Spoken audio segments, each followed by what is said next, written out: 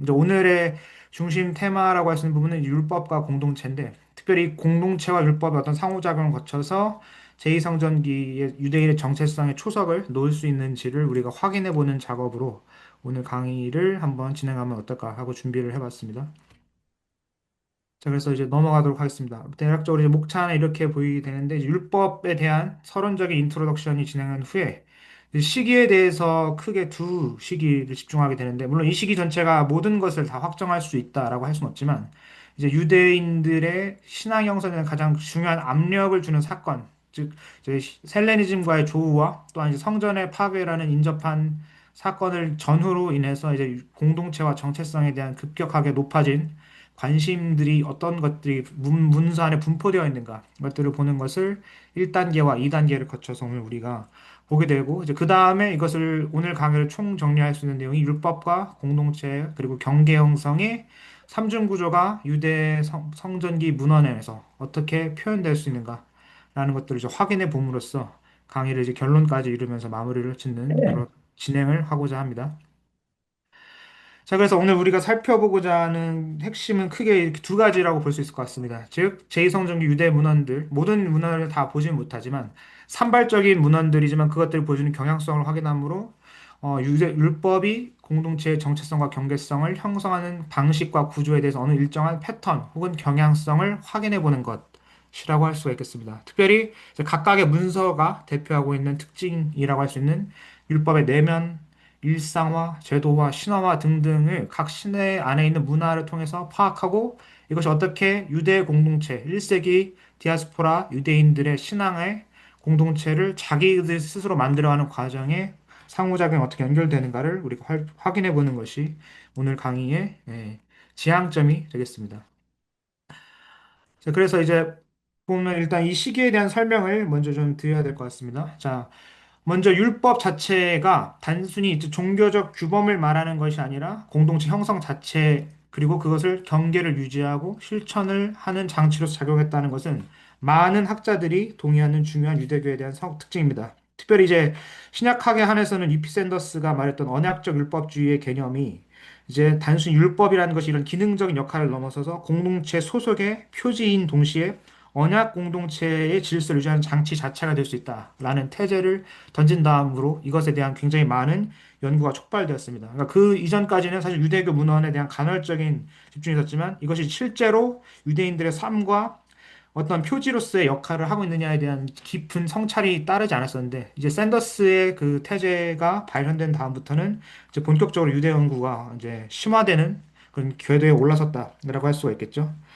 그래서 샌더스가 말하는 것은 지금 많이 이제 비판을 받아서 극복되어지는 과정의 태제지만 어쨌든 중요한 하나의 화두를 던졌던 것은 이제 하나님의 선택과 언약에 기반한 신앙생활을 지속하고 유지하는 틀이 바로 율법인 동시에 그 율법 안에서도 일종의 유대인들마다 차이가 있을 수 있지만 일종의 보편한 유대교를 우리가 복원해 볼 수 있지 않을까라는 야심찬 어, 그런 과제까지 던진 적이 있었습니다. 근데 그러나 이것에 대해서는 이제 커먼 주다이즘이라는 개념에 대해서 많은 비판이 가지고 있지만 어쨌든 일종의 율법이 하나의 통일된 경향성 그것들을 이제 디아스포라 공동체 안에서 보편하게 어느 정도 설정해 줄 수 있지 않을까. 물론 각 문서에 나타나는 긴장과 여러 가지 차이점들을 무시할 수는 없지만 율법 자체가 공통적으로 유대인들의 신앙과 정체성의 형성에 어떤 기능을 했습니까에 대해서는 여전히 탐구가 필요한 내용입니다. 그래서 유대인 학자 샤이 코엔이 정의한 바를 따르면은 유다이오스라는 이 유대인들의 인종을 지칭하는 용어는 단순히 종교적 실천을 넘어서 지리적, 민족적 정체성까지 표현하고 포괄할 수 있는 말로서 후대에는 종교적 경계로 기능하게 되었다. 즉, 유다요스 안에 담겨져 있는 율법적 실천과 거기에 담긴 그 제의적 실행을 따른 유대인 스스로의 그 삶의 양식 자체가 바로 일종 하나의 구분점을 만들 수 있다라는 것을 스스로 평가하고 있다라고 볼 수가 있겠죠. 그렇기 때문에 율법 자체는 헬레니즘 세계를 조우한 유대인들이 정체성을 유지할 수 있는 독특한 하나의 수단이 될 수 있었다라고 볼 수가 있습니다. 근데 이게 지난 강의 이제 말미에 주셨던 좋은 질문처럼 이 율법의 개념 자체가 히브리 성서가 말하는 구약의 그 오경을 중심으로 한 토라 중심으로 하는 복원된 유대교의 개념이라기보단 제2성경 유대교의 흐름 안에서 세워난 새로운 율법의 개념 자체, 재구성된 율법으로서의 역할을 우리가 주목해야 된다라고 볼 수가 있겠죠. 그래서 이런 경계 표지에 관해서의 유지의 기능성은 요세푸스나 필론의 작품 등에서도 확인할 수가 있고, 이를 통해서 그들은 다양한 유대 그룹이 가졌던 종교적 경건함을 넘어선 정체성과 생존을 위한 방벽으로서 작용하는 것이 일종 율법적 경계와 그 정체성이 작용하는 방식이었다라고 볼 수 있는 것 같습니다. 특별히 이런 것들이 왜 발생하게 되었는가는 여전히 좀 우리가 많은 탐구와 영역에 대해서 아직 의문이 남아있는 영역이지만 어쨌든 성전이 파괴된 이후, 특별히 그러니까 제1성전이라고 해서 예루살렘 성전의 파괴 이후에 유대교, 랍비교 유대교 전통 안에서 일종의 변화가 있었다고 확인해 볼 수 있을 것 같습니다. 즉 성전 없이도 공동체를 유지할 수 있는 하나의 축이 필요한 상황이 되었고, 그것에 대해서 이제 구상한 것이 바로 율법적 실천과 문화적 틀로 자리 잡은 율법에 대한 그 구체적인 실천 양상들이라고 할 수 있겠습니다. 자, 그렇기 때문에 율법의 해석과 실천을 통해서 정체성을 형성한 유대인들 스스로의 삶의 양식은 일종의 자기들 스스로가 참된 이스라엘, 즉 언약의 자손이라는 것을 확증해주는 수단으로 스스로를 분명히 인식하는 동시에 이렇게 함으로써 외부 세계와의 단절을 정당화하는 담론으로서 작동하고 있었다라고 우리가 볼 수가 있겠습니다. 즉, 신앙적 명령을 실천함으로써 오히려 경계, 외부에 대한 경계와 자신들 안에서의 성별이라는 구별의 실천적인 이중적인 기능을 율법과 그것에 대한 수행, 즉 예전적 실천이 우리에게 그것을 시사점을 던져준다라고 할 수가 있겠습니다.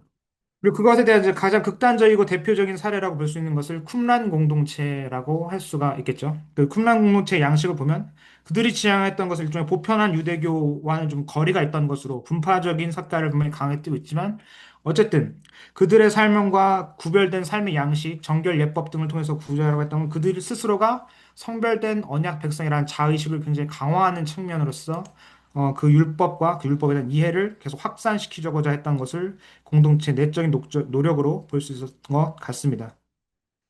자, 그럼 이 모든 것들의 기원을 우리는 어디서 볼 수 있는가라고 생각을 해본다면 역시 바벨론 포로기 이후에 히브리 성서 전승에 남아있는 유대 공동체의 재편, 특별히 에스라와 느헤미야의 율법 중심의 개혁이 결정적인 전환점이 되었다라는 것은 분명한 것 같습니다. 그리고 일종의 성전, 제1성전이 파괴되는 것이 일종의 민족 자체의 공적인 트라우마로 자리 잡았다는 것도 우리가 무시할 수 없는 것 같습니다. 그러니까 성전 자체가 한번 무력화되는 경험을 통해서 손으로 지은 성전이 비록 그것이 히브리 전승의 기억에 따른 다윗 언약의 상징성을 담보하는 건물이라 할지라도 분명히 어떤 심판의 굴레를 벗어날 수 없는 가시적인 물질 계안에 속한 영역이다라는 것에 대한 분명한 자각이 있었던 것 같습니다. 물론 이것에 대한 부분적인 회복을 염원하는 마카비 혁명 같은 것을 통해서 부분적으로 하스몬 왕가에 대한 대항을 통해 성전과 그 예시법을 회복하는 부분적인 승리가 있었지만 그 승리 안에도 역시 이 트라우마, 언젠가는 이 성전이 무너질 수밖에 없다라는 그 온전한 두려움을 극복하지는 않았던 것이 이제 반복적으로 유대인들의 사상과 삶 양식에서 확인된다라고 볼 수 있을 것 같습니다. 그렇기 때문에 성전 자체에 대한 중심축을 율법으로 옮겨가는 그 흐름을 시작하는 그 기원을 일단 히브리 성서 전승의 에스라 느헤미야의 개혁으로 보는 것은 어느 정도 많이 학자들 안에서 정당화되는 내용 같고, 특별히 그 와중에서 헬레니즘과의 조우라는 1세기의 특별한 맥락을 통해서도 결국 자신들의 신앙과 정체성을 스스로 변증하고 보호해야 되는 그 민족적 과업, 그리고 일종의 생존 투쟁으로서의 일환으로서의 그 장치가 필요했는데 그것은 언제든지 이제 무너질 기반을 가진 가시적인 성전이 아니라 바로 내면에 세워지고 규율화되고 질서화되고 정립화가 될 수 있는 율법으로서 그 중심축이 옮겨갔다라고 보는 것이 어느 정도 우리에게 설명을 주는 것 같습니다. 즉, 그렇기 때문에 음식법, 안식일, 할례와 같은 구체적인 율법의 실천은 결국 헬레니즘 문화를 동화하려는 외부의 압력으로부터 방어 장치로서 작동했다라고 볼 수가 있을 것 같고, 이것이 일종의 형성된 정체성을 보호하는 보호벽으로서 역할을 한다라고 이해해 볼 수 있을 것 같습니다. 자, 그렇기 때문에 우리가 이제 종합적으로 좀 살펴보자면 결국 그러니까 우리는 이 두 압력을 생각해 봐야 되고 그 두 압력에는 중심에 결국 유대 공동체의 재편과 그 성전의 파괴와 수복 그리고 그 수복 안에서 담겨져 있는 내적인 트라우마라는 것을 확인해 볼 수가 있습니다. 특별히 기원전 180년대에서는 헬레니즘을 처음 만나는 그 조우 안에서의 긴장과 이제 거기에 대한 반응으로서 형성되고 있는 첫 번째 유대 정체성의 반응으로서의 생각과 흔적들을 잘 보여주는 문헌들을 우리가 살펴볼 수가 있겠고 그 예시로서 벤 시라서 다니엘서의 일부 여기에 나와 있는 이제 헬라 제국에 대한 언급들 같은 것들이 그런 예시들이 될 수 있고 또한 초기 에녹서 전통들 같은 경우도 율법과 지혜, 거룩한 게 경계 설정에 대해서 외부와 특별히 헬레니즘과의 대화 안에서 어떤 구분점을 가지는지 상당한 관심이 있었다라는 것을 볼 수가 있습니다. 기원전 150년 전후로 한 마카비 항쟁과 그것을 통한 이제 경계성의 재정립이 이루어진 시점 안에서는 결국 마카비서 자체가 가장 중요한 하나의 어, 태제, 변화된 태제를 잘 설명해주고 있죠. 정체성을 재구조하는 태제가 무엇이냐면 결국 율법을 지키는 삶, 그리고 그것을 위해 목숨을 던질 수 있는 삶 자체가 일종의 신앙의 본질이다라는 강력한 사상을 이미 그 안에서 응축해서 보여주고 있습니다. 즉 그것이 율법 준수 자체가 죽음을 무릅쓸 정도로 공동체의 정체성의 핵심으로 작용했다는 것으로서 불과 이 짧은 시기의 변화지만 헬레니즘과의 긴장을 통해서 좀 더 급진화되고 변화되는 정체성에 대한 압력에 반응을 할 필요성이 생겼다는 것을 우리가 이 시기를 통해 볼 수 있게 됩니다. 즉, 좀 더 율법과 공동체와 경계의 상호 구조를 좀 더 조금 풀어서 설명을 해보자면 율법은 먼저 공동체의 정체성을 이런 압력에 대응하여 만들어준 형성의 역할을 합니다. 그리고 공동체가 이렇게 형성된 다음에는 그 완벽한 경계가 형성이 되어서 유대인과 유대인 바깥에 있는 경계의 사람들을 이제 구분하게 되죠. 일종의 선민성이 재규정된다고 할 수 있습니다. 이스라엘이 누구이냐, 그리고 그 이스라엘에 속한 자와 그 바깥에 있는 자들은 누구이냐, 그리고 이렇게 경계된 정체성 안에서 살아가고 있는 일종의 구획화를 이룬 유대인들의 삶의 범위는 다시 한번 율법을 재강조하는 순환의 여정으로 되는 거죠. 율법이 공동체를 형성하고 공동체는 경계를 확정지으며 확정된 경계가 다시 율법으로의 순종에 대한 강압을 다시 한번 이렇게 순환시키는 그런 구조가 됩니다. 즉 외부의 침투와 박해가 거세질수록 경계선으로 작동하는 율법이 더욱더 강화되고 그 무기로 일종의 문화적 무기로서 재해석되면서 더더욱 차이점을 구별하게 되는 방식으로서 유대인들 내 안에서의 정체성 담론에 이제 상호작용을 하게 된다. 이거 볼 수가 있겠죠. 이런 순환 구조를 통해서 결국 율법을 중심축으로 제도적 정체성과 문화적 경계성이 다 유대인의 정체성 근간 안에 매개된다라고 우리가 살펴볼 수가 있을 것 같습니다. 자, 이렇기 때문에 이 시대에 대한 오리엔테이션은 이 정도로 해서 이 두 시기가 왜 구분이 되어야 되느냐? 동시에 어떤 상호작용을 우리가 통해서 지켜볼 수 있는지를 확인을 할 수가 있다고 볼 수 있을 것 같고. 그러면 이제 다음, 이제 구체적인 시대에 따른 문헌들로의 예시로 좀 넘어가 보자 하겠습니다. 자, 그래서 첫 번째 단계로 이렇게 볼 수 있는 큰 성경, 그 외경의 흐름 중에서 볼 수 있는 것을 우리는 첫 번째 책을 실학서라고 뽑을 수 있습니다. 실학서를 일종의 기원전 180년경의 율법의 내면화와 가정적 실천이라고 할 수 있는 그 경향성에서 일단 내면화에 좀 더 집중한 문서라고 우리가 확인할 수가 있겠죠. 주요 구절들은 여기 보이실 수 있는 것처럼 보이시는데 그 중에 가장 대표 구절이라고 할 수 있는 부분은 앞에 맨 1절에 되어 있는 24장 23절. 일종의 율법과 지혜의 그 충만성을 그리고 중요한 부분은 여기서 율법과 지혜를 동일시하는 즉 지혜 전승과 율법 전승을 하나로 보고자 하는 첫 시도가 여기에 녹아져 나온다라고 볼 수가 있습니다. 자, 그래서 율법 자체가 곧 유대인의 지혜의 물고 저수지로서 낸 내용을 하게 되며 그 율법 자체가 내면화될 수 있는 하나의 매개로서도 24장이 중요하게 작용한다라고 볼 수가 있습니다. 즉, 지혜를 가지게 된 자가 이제 잠언적 전승이나 히브리 지혜 전승에 따르면은 하나님과 동행하는 일종의 삶의 비결, 해배를 온전하게 소유하고 꿰뚫을 수 있는 자가 되는 것인데 그것을 율법과 동일시하게 됨으로써 이제 지혜와 율법의 통일 아래 율법을 가진 자가 참된 지혜자다라는 일종의 약간의 수정된 변화된 지혜 전승에 대한 개념을 우리가 이 실학서 안에서 확인해 볼 수가 있는 거죠. 그래서 벤 시라서, 즉 실학서 이 책은 율법 중심의 사회의 일종의 지혜 전승의 언어를 통한 권위를 부여하는 작업의 일환으로서 우리가 이것을 볼 수 있고 이것을 하나의 키워드로 보자면 율법의 내면화 과정이라고 정의해 볼 수가 있습니다. 그리고 이것은 이제 후기 헬레니즘 시대에 대한 유대적 정체성의 방어 논리의 일환으로서 이런 활동이 생겼다라고 확인해 볼 수 있을 것 같습니다. 자, 그렇게 함으로써 내면화된 지혜가 그 율법이 결국 개인의 신앙생활 안에서 전체 공동체의 질서를 체현할 수 있는 틀로서 좀 작용하게 됐다라고 확인할 수가 있겠죠. 자, 그러면은 다양한 본문들의 예시가 있을 수 있지만 이 중에서 이제 몇 가지만 좀 더 선별적으로 구체적으로 좀 살펴보면 좋겠습니다. 자, 아까 제일 중요하다고 말씀드렸던 시락서 24장 본문입니다. 여기서 보면 디아떼케라고 할 수 있는 그 언약, 계약의 책을 하나님의 율법에서 나왔으며, 그리고 지극히 높은 분께서 야곱을 위한 계명과 판결. 자, 이것이 일종의 지혜와 그 지혜를 통해서 수용되고 있던 이스라엘의 전승이 통합되는 과정으로서, 즉 언약 안의 중심이 바로 이 노모, 이렇게 율법을 둠으로써 다시 한번 그 중심축을 확인해주는 내용이라고 할 수가 있습니다. 구체적으로 지혜라는 것이 명시적으로 나와 있지 않았지만 이스라엘의 전승 안에서 지혜자로서 역할을 받았던 내용들을 이제 함축함으로써 그것을 언약의 틀을 율법과 동일시함으로써 결국 이 율법의 내면화와 정체성 구현이라는 측면에서 실학서가 가지고 있는 중심 사상이 이런 것이다라는 걸 우리가 이 텍스트를 통해서 한번 확인해 볼 수가 있겠죠. 그 다음으로 좀 주목해서 봐야 될 텍스트는 실학서 15장 1절, 3절 전체인 것 같습니다. 네, 주의 경외하는 것이 나와 있는 1절. 근데 그것에 대한 중심축이 바로 우리가 아까 말한 대로 그 율법과 지혜의 경향성을 확인할 수 있는 내용이 1절에 그대로 나와 있죠. 율법을 지키는 자가 결국 지혜를 얻게 된다. 라는 내용으로. 그것에 대한 이제 2절과 3절이 묘사하는 전형적인 잠언적 수사와 지혜 전승의 묘사를 담고 있지만 그 전환점으로 말하는 것이 바로 1절의 전환이 의미가 있다라고 볼 수 있는 것 같습니다. 율법의 소유가 곧 지혜와 동일시되는 상황. 그것을 통해 얻어지는 내면화 이것들을 분명히 실학서가 강조점으로 두고 있다라고 봐도 무방할 것 같습니다. 네, 그리고 이제 실학서에서 이제 마지막으로 볼 텍스트는 45장 5절입니다.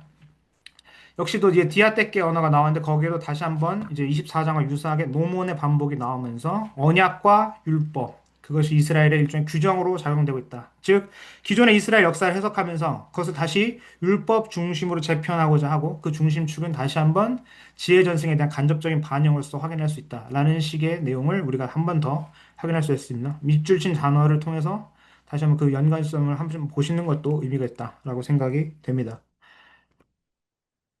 자, 그렇게 하면 또 하나의 이제 중요한 다른 책은 이제 토비서가 될 수 있습니다. 토비서는 이제 지난번에 잠깐 말씀드렸지만 디아스포라 상황 안에서 율법적 삶을 실천하는 가족 중심의 서사로 작용하고 일종의 욥기의 그 신정론적 질문을 제거하고 인과론의 세계로서 엽기를 재구성하며 의인이 결국 어떤 고난을 받더라도 다 회복하는 그런 이야기로 본다면 이제 토비스 이야기가 한층 더 쉬울 수 있습니다. 이제 욥기가 가지고 있는 신정론적인 어려운 질문, 하나님께서 왜 악을 허용하시며 그 악이 어떻게 인간의 삶에 인과율에 닿지 않고도 어떤 파장을 줄 수 있는가? 그리고 하나님은 왜 그거에 침묵하신가라는 지혜 전승이 다루는 중요한 질문을 일종의 토빗은 허락하지 않고 철저하게 인과론의 세계 안에서 율법과 의인의 삶을 결부시켜서 결국 율법을 순종적으로 지키며 양선을 행하는 의인은 승리할 것이다. 라는 것이 전체적인 내러티브 안에서 구현되고 있는 가족 서사를 우리가 토빗이라고 볼 수가 있습니다. 그것에 대한 이제 주요 텍스트들을 우리가 이렇게 볼 수 있는데 이 토비스는 특별히 예루살렘의 절기를 지키고 11조를 바치며 율법적 관습을 철저하게 유지하는데 그 관습에 대해서 가족들의 유언을 통해서든 아니면 가족의 담화, 훈계 담화를 통해서 꼭 이 율법적 삶을 유산으로서 지켜야 된다는 것을 강하게 말해주고 있습니다. 즉, 토비스 중심에는 절기와 성전 중심의 예배가 포기되고 있지 않고 성전에 대해서 직접적인 경배를 하지 않더라도 이스라엘의 하나님이 거하시는 좌소와 처소와 그 지키는 방식에 대한 절대적인 고수가 이 사람의 삶의 중심이 된다라는 것은 지속적으로 이 책 안에서 강조되는 것 같습니다.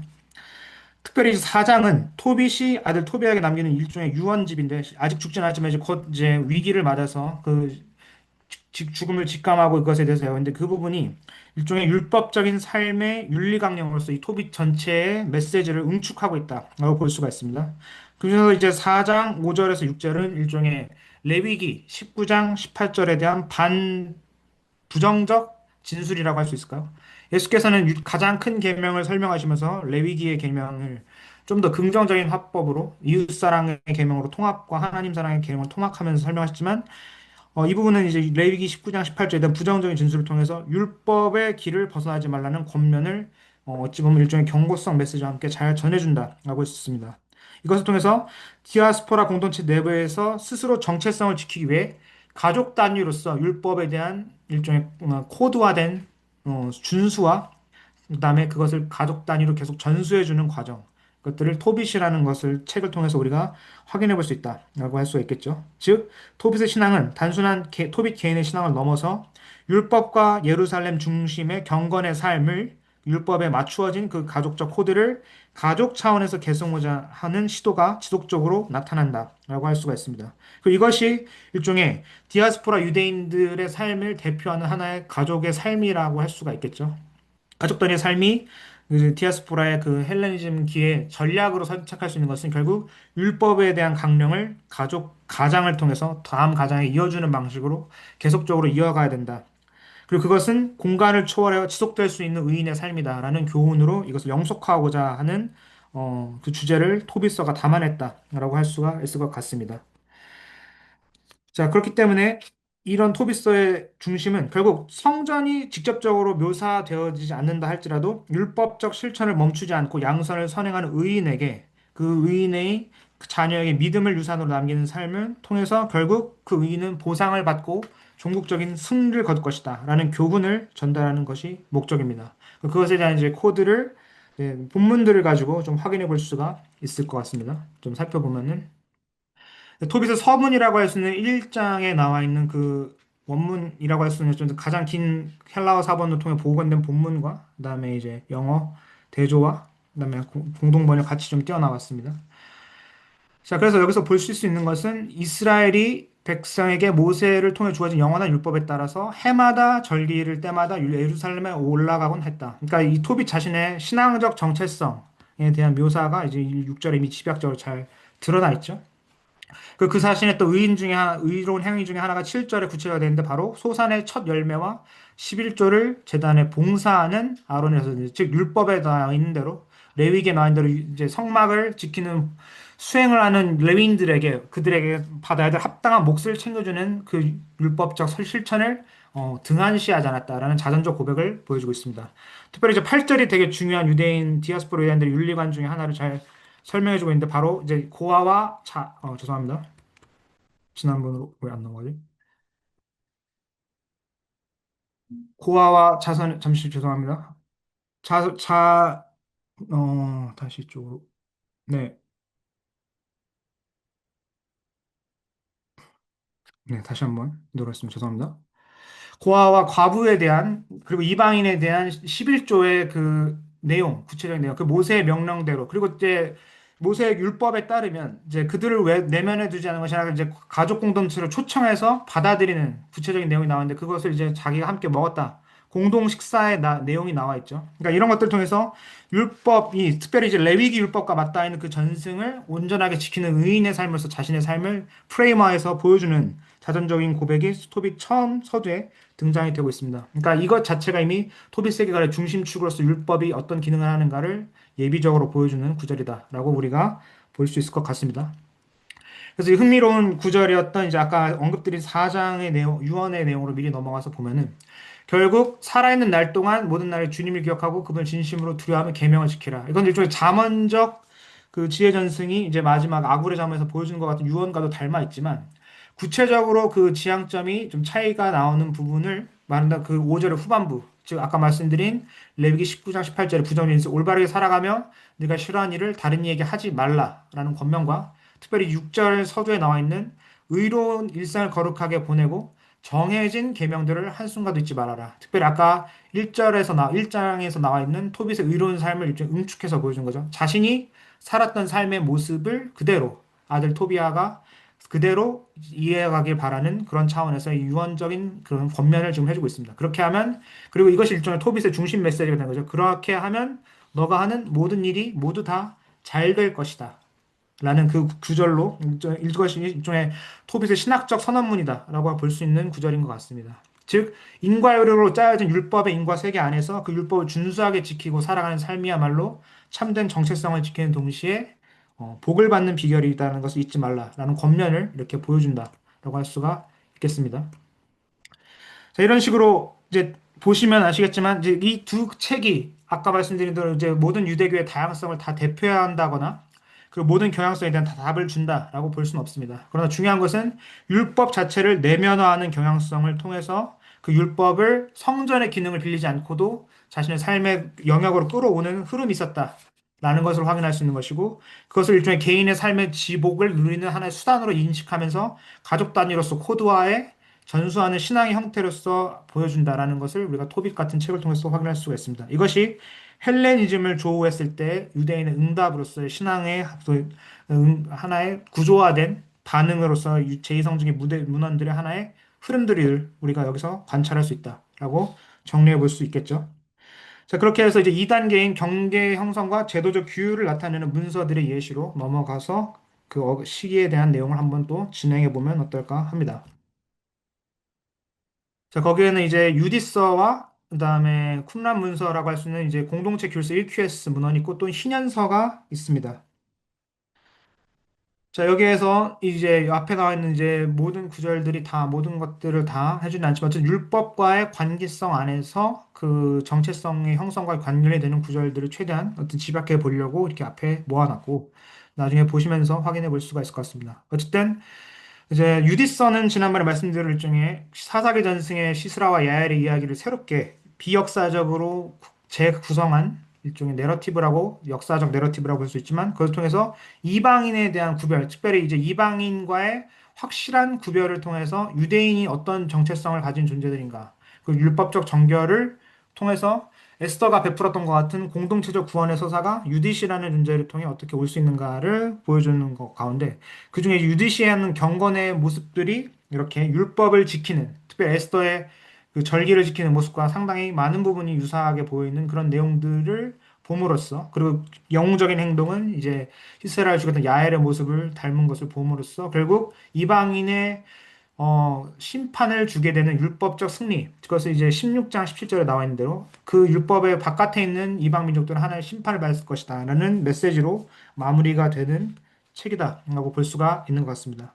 그 외에 이제 공동체 규칙서와 이제 희년서에 대해서도 이제 각각에 대해서는 이제 그 세션에 대해서 넘어갈 때 설명을 드리고자 하는데 유디스에서 좀 더 설명을 드리고자 하면 이제 허구의 역사적 틀 안에서 율법적 정결과 이방의 적대에 맞서는 일종의 신학적 픽션이다라고 할 수가 있습니다.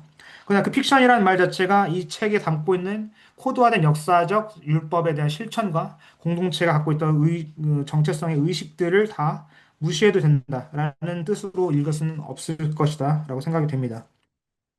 즉, 유디스의 영웅적인 행동을 통해서 그가 보여주는 특별히 율법적 정결, 예를 들면 8장 6절에서 7절 같은 내용을 통해서 결국 대리적인 구원의 서사를 가져다 주는 것으로서 우리가 이 이야기를 읽을 수 있고 그 개인의 경건이 공동체의 운명을 바꿀 수 있다라는 구조가 작동된다고 이 책을 읽는다면 이스라엘을 이 전체 구조로 이끌어온다면 어떤 일이 갈 수 있을까? 이것들이 유대인들이 가졌던 질문의 답이었던 것 같습니다. 즉, 한 사람의 공동체에 대한 헌신과 율법에 대한 준수로서 운명이 바뀔 수 있다면 공동체 전체가 율법에 헌신했을 때 그 여파와 파급은 얼마나 더 클 것이며 우리는 종국적인 승리를 그렇게 볼 수 있지 않을까라는 기대를 유디스에 담아있는 신학 안에서 우리가 한번 추정해 볼 수 있다라고 볼 수가 있을 것 같습니다. 특별히 이제 할로페르네스의 제거 장면, 그 일종의 절정이라고 할 수 있는 부분을 통해서 율법을 지키는 여성의 거룩한 행위가 적장을 제거함으로써 일종의 이방인에게서 구원을 성취하는 그 구원의 통로를 이룰 수 있고, 그것이 16장에 나와 있는 종말적 심판원에 대한 일종의 전조로서 우리가 이것을 읽게 될 수 있습니다. 즉, 율법을 지키는 자는 승리하고 이방은 멸망한다는 전형적 경계서사, 경계를 짓고 그 경계 안에서 승리를 맛보게 되는 유대 공동체에 대한 내용을 우리가 이 유디서의 내용과 흐름을 통해서 확인해 볼 수 있다라는 것이죠.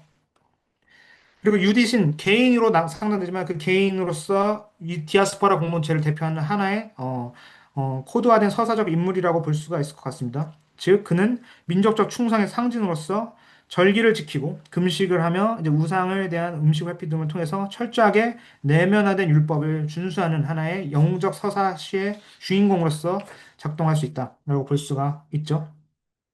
그렇게 함으로써 결국은 그가 했던 그 행위들이 모두 다 정당화될 수 있다라고 우리가 이해할 수 있습니다. 즉, 이제 시스라와 야엘의 이야기보다도 좀 더 이제 적극적으로 에스더가 보였던 것보다 더 적극적으로 유디스는 자신의 미모를 활용하고 또 관계를 활용하는 듯한 내용으로 적대 세력에 대한 무자비한 심판, 특별히 이제 헐로페르네스의 목을 자르는 장면 등이 어느 정도 윤리적인 이슈로 제공된다라는 그 학계의 일종의 내용도 있었지만 그것도 이제 수업 시간에 잠깐 대면서 흥미롭게 나왔던 내용이었지만 결과적으로는 이제 그런 코드화된 내러티브 안에서 결국 보여주고자 했던 것은 이방에 대한 종말적인 심판이 너무나 당연하다라는 것을 상징화하기 위해서 유디스의 모든 행동들에 대한 이런 신학적 정당성을 부여하고 있다라고 우리가 이해하면 될 것 같습니다. 그리고 그 중심에는 역시 율법의 준수가 있다라고 우리가 한번 확인해 볼 필요가 있다는 것이죠. 그럼 이제 구체적인 텍스트를 통해서 유디스서가 어떠한 율법에 대한 경건을 이제 시사해 주는지를 한번 보면 좋을 것 같습니다. 이제 이것은 유디 개인에 대한 서사적 배경을 설명해 주는 이제 구절입니다. 그 이제 남편이 있었다가 남편이 여의게 되었는데 이제 과부가 된 그날부터 매일 금식하며 특별히 이제 안식일과 초하루가 절기 그러니까 금식을 허용되지 않는 특별한 날에는 제외하고는 모두 다 금욕적으로 금식을 완수하는 인물이었다라는 것을 나와 있는데 공동변화에 나와 있진 않지만 몇 가지 부분에 대해서는 이제 안식일과 안식일 초하루 그리고 절기 그리고 이스라엘의 기뻐하는 날이라는 내용들이 여기에 이제 영어 번역과 비교했을 때 나와 있는 부분이 되죠. 이 모든 절기에 대해서 즉 예외가 되는 날에는 예외를 지키고 그 외에 상시적으로 지켜야 되는 때에는 늘 이것을 의식적으로 지켰다. 즉 이것을 일종의 공동체에 대한 일종의 전형적인 모범으로서 스스로의 신앙을 유디스의 저자가 유디스를 통해서 보여주고자 했던 사례로 우리가 이것들을 한번 확인해 볼 수 있을 것 같습니다. 두 번째 예시도 역시 금식과 관련되어 있는 구체적인 내용인데 이것은 유디스 이제 감동적인 연설, 자기가 이제 어떤 결심을 하고 적당하게 나아가기 직전에 이제 사람들 앞에 서는 연설의 일부가 되는데, 특별히 유디스의 신앙의 일종의 코데스에 나와 있는 율법에 대한 준수를 결정론적으로, 당위적으로, 인과적으로 해석하는 내용과 상당 부분 어느 정도 맞닿아 있다라는 부분을 여기서 확인할 수가 있습니다. 하나님께서 돌아가서 지금은 그들의 죄 동서받고 하나님이 속한 모든 규정을 철저히 지키고 있다. 특히 백성은 음료와 음식에서도 우상에 바치는 것에는 손도 대지 않았다. 그러므로 그들은 하나님의 눈에 다시 들게 됐고 그분께서도 이제는 그들을 다시 보호하신다. 즉 율법의 준수에 있어서 하나님의 명하신 바를 온전하게 지키고 그가 하지 말라고 하신 부분을 하지 않는 것을 삶을 통해서 하나님의 보호가 다시 이제 우리에게 올 것이다. 일종의 인과적 당위론을 가지고 율법적 삶의 정결함을 정당화하여 권장하는 그런 선언으로서 우리가 이것을 볼 수가 있겠다라고 할 수 있겠죠. 자, 그럼 이제 다음 책으로서 우리가 살펴보는 것은 이제 신현서가 됩니다. 특별히 신현서 안에서는 족장의 서사가 율법의 기원의 이야기로 재구성되면서 이제 공동체와 정체성의 경계가 일종의 신화화된다라고 볼 수가 있는데 이 부분이 좀 독특한 지점인 것 같습니다. 즉, 창세기의 전승과 율법 수의 전승을 일종의 동일한 차원으로 갑자기 승화시킴으로써 공동체가 가지고 있는 신적인 기원 그리고 그 율법의 당위성을 그냥 쭉 하나의 흐름으로 변호하고 당연하다는 그 정당화의 내용을 서술하고 있는 것이 희년서의 전략이다라고 할 수가 있겠죠. 대표 구절로는 아까 했던 슬라이드 다시 돌아가서 보시면 이렇게 네 가지가 있는데 이것들이 또 잘 되니까 그냥 화면 안에서 다시 한번 보도록 하겠습니다. 자, 그래서 희년서는 율법을 단순한 하나의 과거의 기록으로 보기보다는 기억된 율법을 다시 활성화해 현재와 미래를 하나의 살아있는 계시로 이해하게 되는데 그 중심에는 결국 시간 질서의 회복이 있습니다. 결국 절기와 안식의 개념 그리고 그것들에 따른 창조 질서의 올바른 회복을 통해서 결국 현재를 일종의 주어진 하나의 계시로서 살아가게끔 하는 것이 그 희년서의 목적이다라고 할 수가 있겠죠.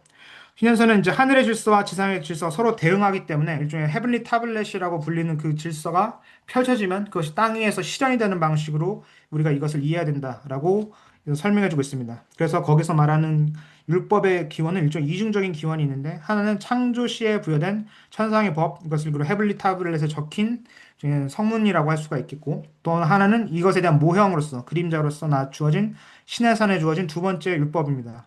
그러나 권위에 있어서는 두 번째 율법 역시 첫 번째와 동일한 것이다. 왜냐하면 그 기원이 첫 번째 율법의 하늘의 천상의 타블렛에서 온 것이니까라고 이해할 수가 있습니다. 그렇게 함으로써 결국 시간의 구조, 특별히 7일 주기의 삶과 안식일과 절기 등 자체가 창조 질서에 포함된 것이기 때문에 이 시간 구조를 기억하고 따르는 것이 결국 하늘의 율법을 지상에서 구하는 구체적인 중요한 행위가 된다라고 볼 수가 있습니다. 즉 이거 자체가 신현서가 말하는 율법 준수의 그중 중요한 하나의 코드가 되는 것이죠. 이것이 가장 잘 나타나는 구절은 2장 30절과 6장 17절을 통한 안식일을 창조 질서 일부로 확인하는 그런 기억에 대한 구절들이 되는 것 같습니다. 자, 그래서 신현서는 결국 이제 창조로부터 모세가 시내산에 머무른 동안 율법을 수여받는 시점, 특정 시점의 이야기까지를 다루고 있으며 그 중에서 결국 창세기 출애굽기 전승에 대한 일종의 미드라시 전통을 따라 재진술한 이야기입니다. 그 중심에는 결국 창조 질서의 회복을 통한 그리고 그 율법의 준수, 특별히 절기에 따른 삶의 양식을 통해서 결국 이 공동체가 현재 그 계시를 구현하는 그리고 그 기원은 너무나 당연하게도 천상의 율법에 따라서 이미 이루어진 작정된 일이 이 땅에서 지금 실현되는 과정에 있다라는 것으로서 그 공동체관을 다시 한번 정립해 준다라고 볼 수가 있습니다. 즉 이미 하늘에 주어진 하늘의 계시를 땅의 질서 위에 구현하고 그대로 일치시키게 만드는 것. 즉 시간과 계시를 내면화해서 윤리적 실천을 가능하는 기억의 율법을 나타내는 것이 결국 신현서의 중심 주제가 된다라고 이해할 수가 있을 것 같습니다. 즉 이렇게 함으로써 신현서의 목적은 족장서사를 통하여 그것을 일종의 율법의 기원 이야기로 재구성하며 그 기원을 하늘 천상의 영역으로 끌고 감으로써 공동체의 정체성과 경계를 신화한다. 즉 하늘의 백성, 즉 하나님의 선택을 받은 백성으로서 이스라엘의 기원과 그 정당성을 변증하는 차원으로서의 신학적인 도약을 일종의 시도하고 있다라고 볼 수가 있는 것 같습니다. 그렇게 함으로써 결국 공동체의 서사 안에서 율법을 내면화하고 그 질서와 안식 진리를 지키는 삶을 통해서 하나님을 드러낸다라는 그 정체성과 공동체 의식을 드러내며 그것이 율법 자체가 특정 시대에 제한된 명령이 아니라 우주적이고 영원한 질서의 하나가 된다라는 자의식 역시 반영하고 있다라고 볼 수 있는 것 같습니다. 자, 그렇기 때문에 이제 대표적인 히면서의 텍스트를 우리가 몇 가지 보면서 하면 되는데 그중에 이제 첫 번째 제일 중요하다고 볼 수 있는 안식일 텍스트가 여기 나와 있죠. 이것은 먼저 한글 텍스트를 보여준다면 원문 텍스트로 한번 넘어가려고 하는데요. 이제 한글 텍스트는 여기 보이신 대로 먼저 죄송합니다. 이거는 율법 중에서 할례에 관한 법입니다. 그리고 할례를 영원한 언약으로 지칭하면서 말하고 있죠. 그 할례에 대하여 그것이 언약의 질서를 만약 하지 않는 경우는 깨는 것이기 때문에 백성 가운데 끊어지게 된다는 선언이 26절에도 분명히 나와 있습니다. 자, 그리고 이것에 대한 이제 구체적인 예시를 우리가 그러면 이제 원어라고 볼 수 있는 이제 이집트어 게즈어를 통해서 보는데 여기에 할레바따 게레두라고 읽는 것과 그다음 게레드 할레 명사형도 나와 있고 그것이 결국 언약 키단이라는 내용으로 다시 한번 아까 나와 있는 대로 확인이 됩니다. 이 내용 자체가 일종의 하나님께서 명하신 규례와 법령 제도에 포함된다. 세라 아트라는 이 내용을 통해서 결과적으로 할례 자체가 단지 성문법, 특별히 모세의 성문법 안에서 주어진 하나의 의식과 의례를 넘어서서 결국 언약 안에서 공동체의 경계를 설정하고 그 경계 안에서의 신적 경계의 정당성을 부여하는 일종의 제의적 행위가 된다라는 것을 한번 이 텍스트를 들으면서 확인해 볼 수가 있겠죠. 자, 그리고 이제 신현서 21장에 나와 있는 부분이 이제 특별히 안식일에 대한 내용인데 이제 다른 부분에도 이제 2장과 6절에 나와 있지만 이 텍스트를 한번 가져와 봤습니다. 그래서 이제 안식일을 복되게 하는 그 내러티브가 이제 17절과 18절에 나와 있죠. 이제 그가 그것들을 복되게 하시고 창조말에 처음 안서 질서로 안식일을 거룩하게 구별하시며 그날을 거룩하게 정하신 이유에서 특별히 자신의 쉬심, 하나님의 쉬심 또한 그 안식의 축복 안에 포함된다라고 설명이 되고 있습니다. 이제 그것들이 이제 창세기에 대한 일종의 주석으로서 18절이 이제 미드라시적 해석의 예시가 될 수 있는 것이죠. 표징과 축복의 날이 안식이 되는 것이며 그 날은 모든 세대가 그를 위하여 지키게 하셨다라는 것으로서 이해를 합니다. 그렇기 때문에 이스라엘과 언약에 포함된 그 거룩한 자들은 이 날을 지키는 당위성이 이렇게 서술되고 있고 죄와 더러움에서 자신을 분리한 이 모든 날 자들이 이 날을 함께 지켜야 된다. 이 율법 준수로서의 당위성으로서 안식일이 제시된다라고 할 수가 있습니다. 그거에 대한 이제 원어 텍스트는 이렇게 볼 수가 있겠죠. 축복, 야브라카우와 그다음에 거룩하게 함, 카다시사우가 하나가 되어서 나타나고 있고 그걸 다시 한번 축복의 날이라고 명시된 17절의 구조가 있습니다.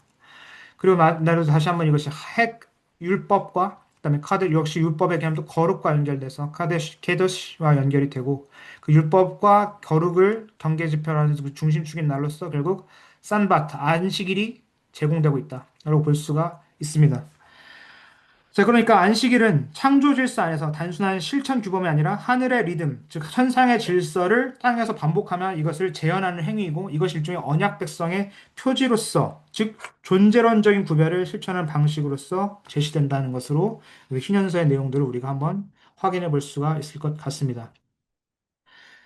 자, 그리고 이제 1QS 내용으로 넘어가도록 설명을 해보도록 하겠습니다. 1QS는 이제 공동체 규율서라고 할 수 있고, 그 이제 소위 말하는 입회에 대한 내용을 이제 설명해주는 이제 쿰란 문서의 공동체 규율집, 매뉴얼이라고 할 수 있습니다. 일종의 공동체 생활에 대한 규범 모음집이라고 할 수가 있겠죠. 그래서 이 구조는 언약을 통한 입회를 어떻게 하며 그 입회원으로서 지켜야 될 정결규례가 무엇인지, 그리고 그 정결규례를 따르는 사람과 그렇지 않은 사람을 진리의 영과 어둠의 영이 나온 이원론적 세계관 안에서 규정하는 내용, 즉 두 영의 진리에 따른 내용을 서술한 내용이 있고, 그리고 만약 규율을 위반했을 경우 어떤 처벌, 그리고 공동체에서 어떻게 제해되는지에 대한 내용들로서 구성된 책이라고 할 수가 있을 것 같습니다. 자, 그렇게 함으로써 이제 공동체 규칙서는 일종의 실제 생활 규범을 말하지만 일종의 이 생활 규범 역시 신학화된 하는 천상의 질서를 재현하는, 특별히 공동체가 구별되었다는 그 경계 표지가 강하게 발동된 상태에서 이 생활을 유지해야 된다라는 것을 잘 보여주는 문서의 예시라고 할 수가 있겠죠. 특별히 유대교 내부에서 율법을 실천하고 정결 규례를 어떻게 하는지, 또 윤리적으로 어떤 이원론이 이 사람들 안에 있었는지, 그러니까 이것을 유대교의 전형이라고 볼 수는 없지만 이 사람들이 또한 유대교 전체의 흐름과 완전히 동떨어진 다른 신앙을 가지고 있었는가라고 질문을 한다면 그렇지 않습니다.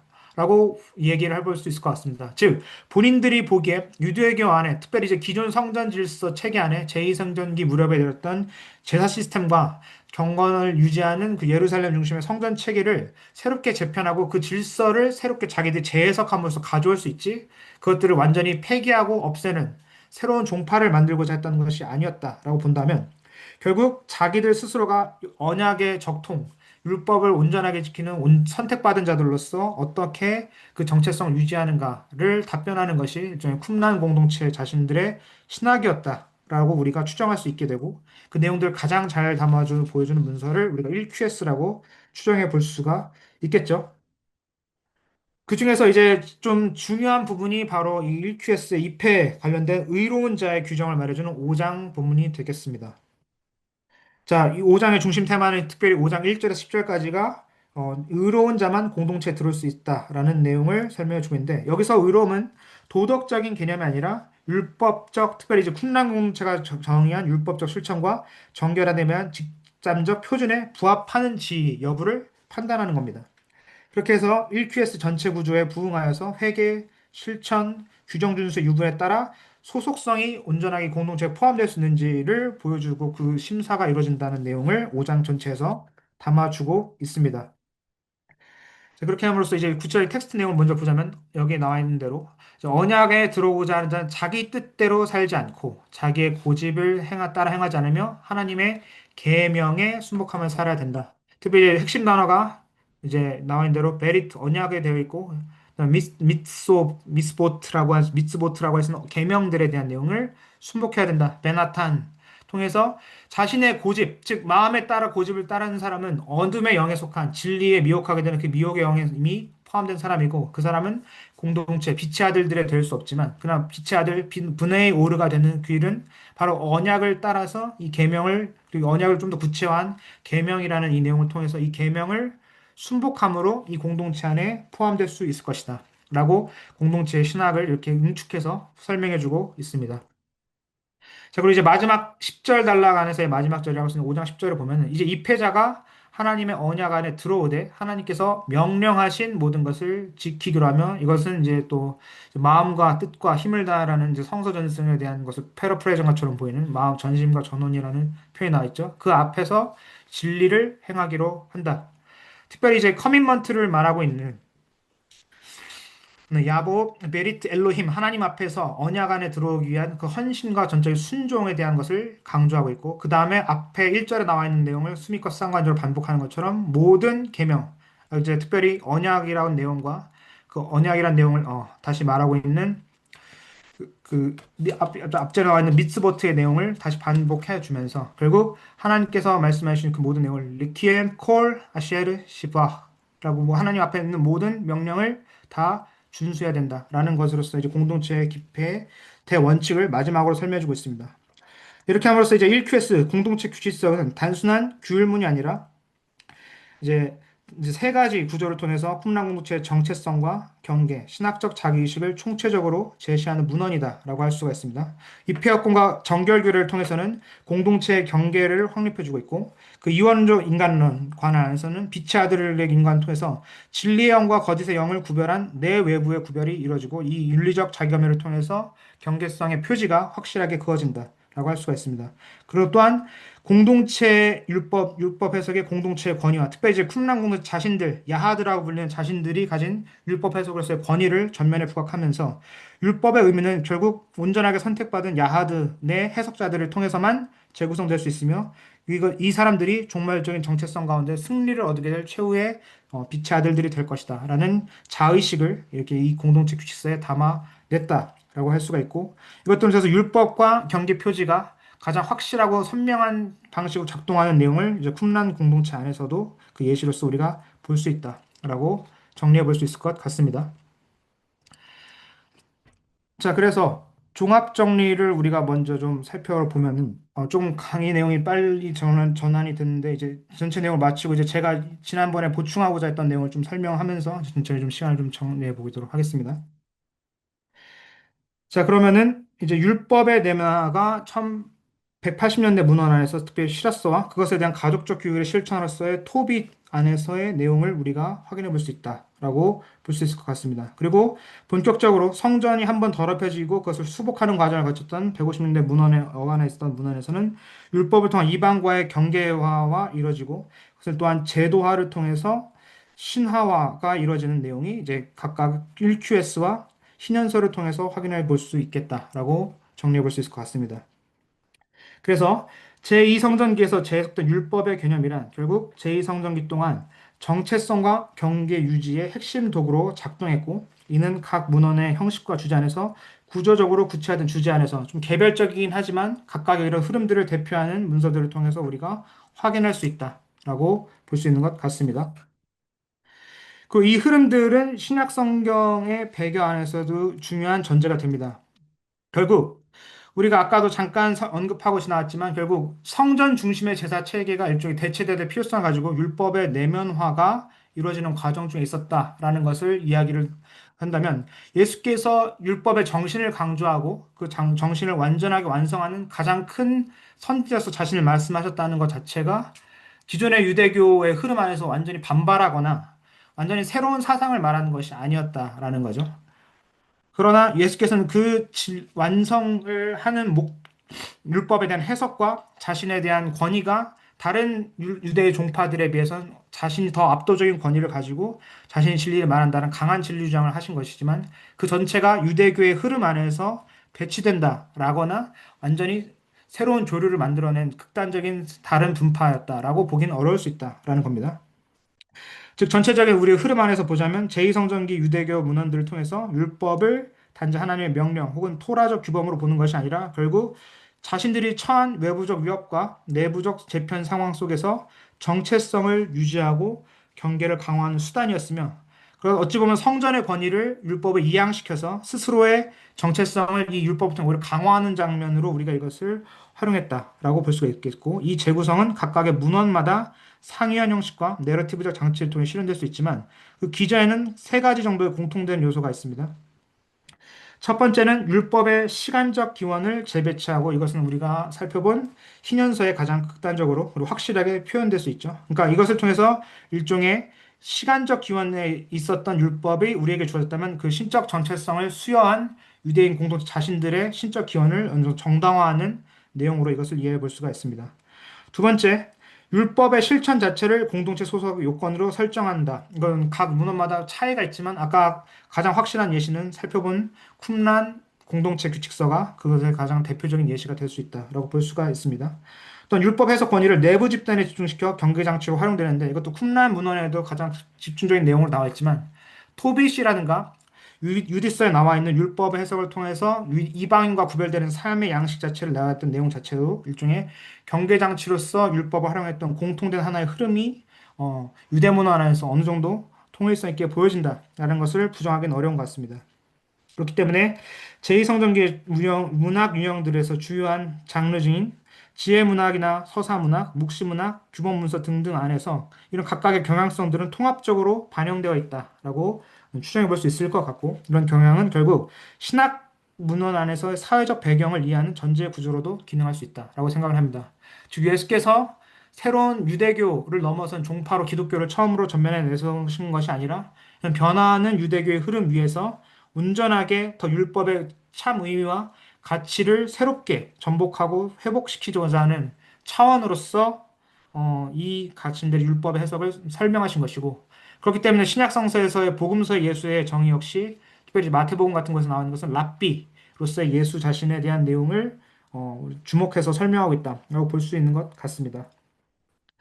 그렇기 때문에 결국 율법의 내면화, 그다음에 가족 서사, 특별히 가족화된 코드 안에서 율법의 언약적인 전수와 실천을 구체화하고 그것 또한 축복의 서사를 확인하는 것.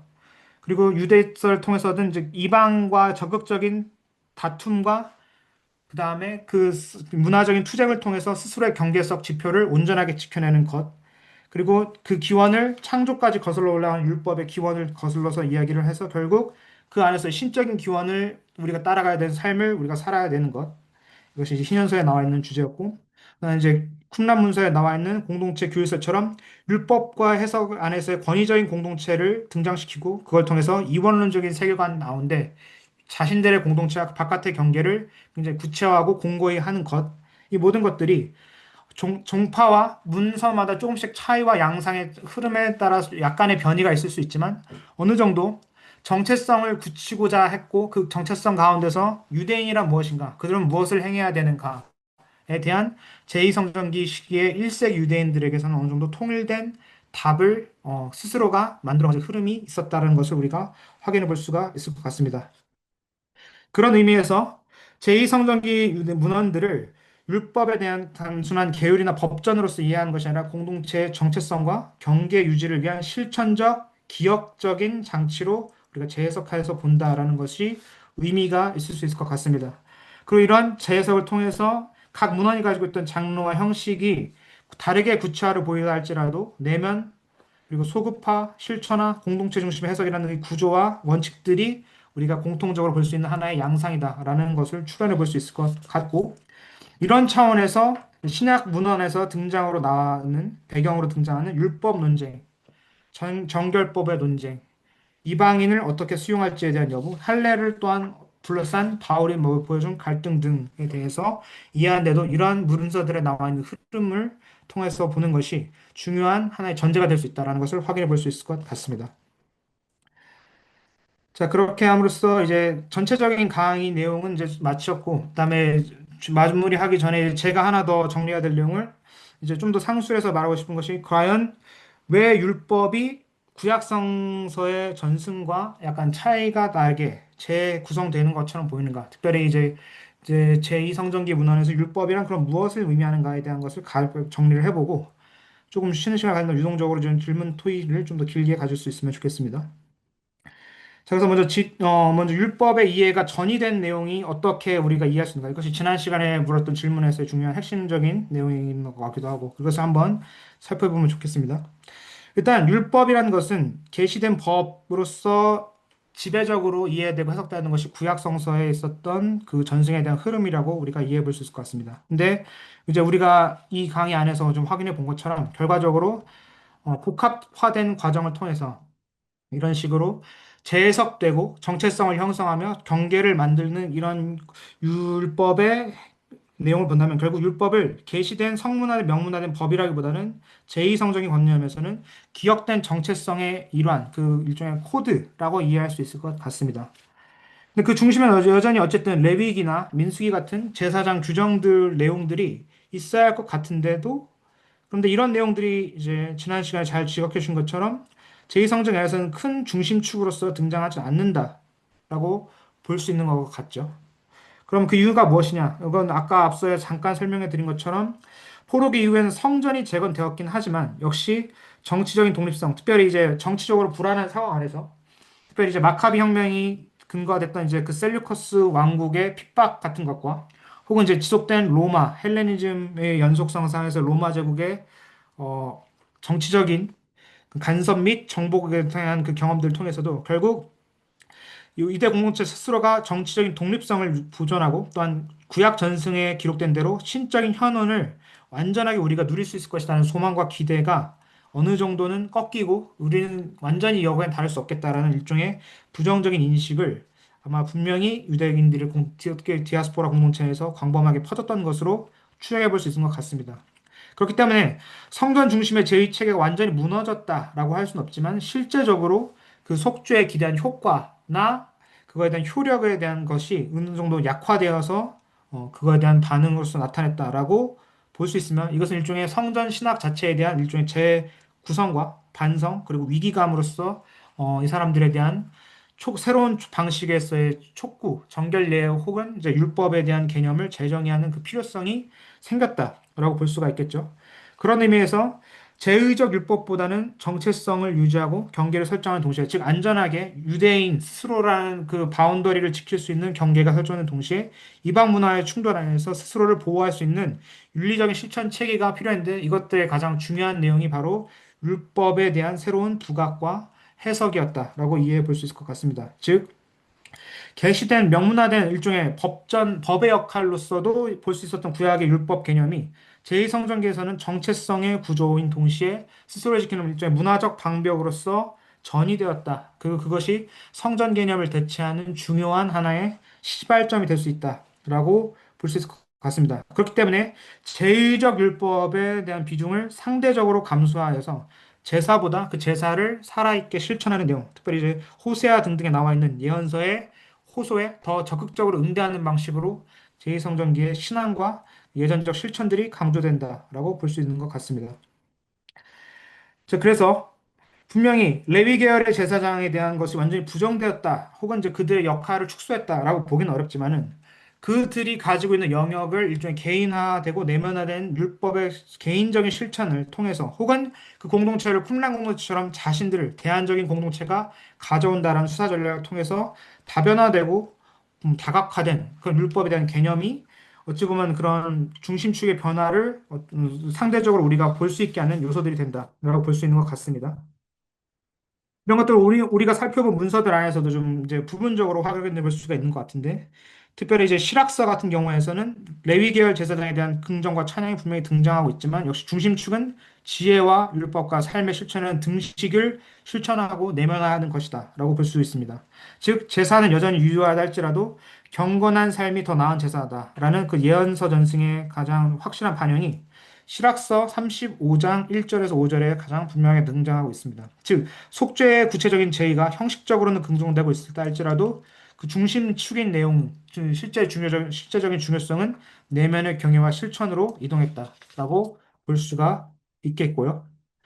토비스에서도 마찬가지입니다. 결국 예루살렘을 향한 순례를 하고 그것에 대한 그 내용을 긍정적으로 실천하는 경건의 삶을 하지만 실제로 디아스포라의 환경 안에서는 비제의적인 삶을 어느 정도 유지할 수밖에 없기 때문에 결국 공동체에 자선을 베풀고 공동체의 장을 함께 매장을 통해서 선을 실천하고 11조 등을 나타내는 외향적인 율법 실천 등으로서도 의인의 삶의 요건이 충족된다라는 묘사가 분명히 등장하고 있죠. 그런 이것은 아마 디아스포라 공동체 안에서 성전 제사에 직접 참여할 수 없지만 속죄제에 상응하는 실천적인 윤리를 통해서 그것 역시 하나의 제사가 될 수 있다라는 변화된 인식을 이 토비스 안에서도 부분적으로 살펴볼 수 있겠다라고 볼 수 있는 것 같습니다. 역시 유디서 안에서는 이제 제사보다는 정결법에 대한 내용들, 또 아까 또한 살펴본 텍스트에서처럼 실제적인 안식일 혹은 금식의 실천이 훨씬 더 강조되어서 나타나고 있고, 특별히 우상의 회피를 중심하는 그 가운데서 그 내러티브의 절정부에 바로 그 외부 이방인 일종의 우상을 아이코닉화한 그 존재 할로페르네스를 제거하는 것 자체를 일종의 경건의 완성이다라고 이해할 수 있는 내용을 우리가 볼 수가 있겠습니다. 또 흰연서 역시 마찬가지로 족장에 대한 안식과 할례와 제사장들의 행위들을 소급시키게 되지만 그것들을 구체적으로 속죄제 혹은 구체적인 제사장적 제의를 하는 것보다는 시간 구조 안에서 희년과 안식일의 삶을 따르는 그 리듬을 지키는 경건의 삶이 훨씬 더 중요한 강조점이 나오고 있게 되죠. 즉, 율법은 시간 안에 구현되는 정체적인 체계, 정체성 체계로서 새롭게 묘사되고 있다라고 볼 수가 있는 것 같습니다.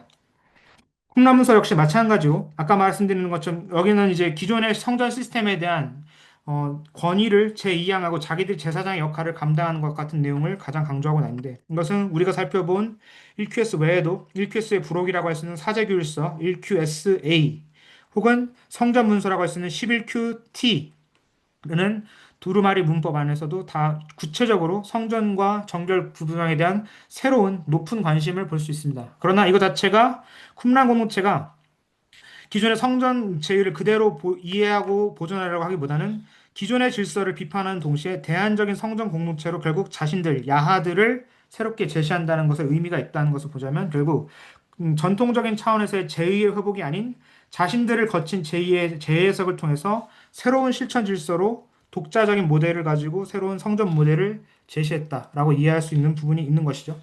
자, 그런 것에서 살펴보자면 결국 제의라는 것은 여전히 중요한 요소가 되지만 중심축은 제2성전기 율법관 안에서는 이미 이동이 되어 있으며 이런 흐름 안에서 역시 신약 성서의 율법관을 이해하는 것 역시 좀 더 유연한 사고 안에서 가능해질 수 있다라는 겁니다.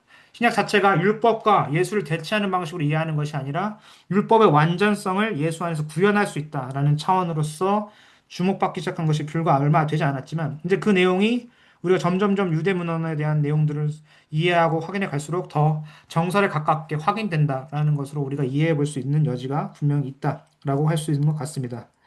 자, 그렇기 때문에 단순하게 율법은 이제 계시의 명문화 혹은 체계가 아닌 일종의 정체성과 경계를 짓는 기억의 내면화된 규칙으로서 작용하고 있으며 그 중심축 아래서 성전의 중심성이 우리가 아는 것 외로 분명히 성전을 다시 짓고 그 내용을 회복하는 내용들이 역사 가운데 있지만 상대적으로 덜 중요해지는 그 내용들로 발전하는 과정 중에 있었다. 그 과도기를 제2성전기로 봐도 될 것 같다라는 것으로서 결론을 지을 수 있을 것 같습니다.